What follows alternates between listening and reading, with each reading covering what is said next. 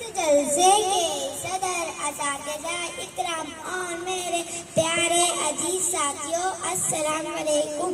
آج کے دن کی اہمیت ہم سب بخوبی جانتے ہیں۔ آج ہم سب 73واں یوم جمہوریہ منا رہے ہیں۔ آپ سبھی کو تو پتہ ہے ہمارا ملک 15 اگست 1947 کو آزاد ہوا۔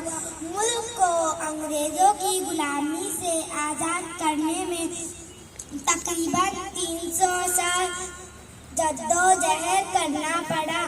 مسلسل جدوجہد کے بعد ہمارا ملک آزاد تو ہو گیا، لیکن ہمارے رہنماؤں کے سامنے سب سے بڑا مسئلہ تھا ہمارا خود کا قانون۔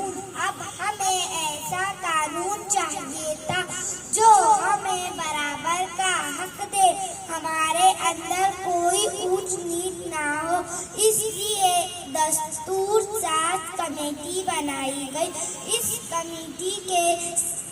اس کمیٹی میں 299 اراکین شامل تھے اور ڈاکٹر بھیم راؤ امبیڈکر اس کمیٹی کے صدر منتخب کیے گئے۔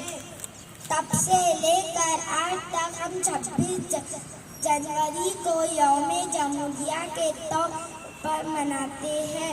دل سے نکلے گی نہ مر کر بھی وطن کی الفت، دل سے نکلے گی نہ مر کر بھی وطن کی الفت، میری مٹی سے بھی خوشبوئے وفا آئے گی۔ السلام علیکم۔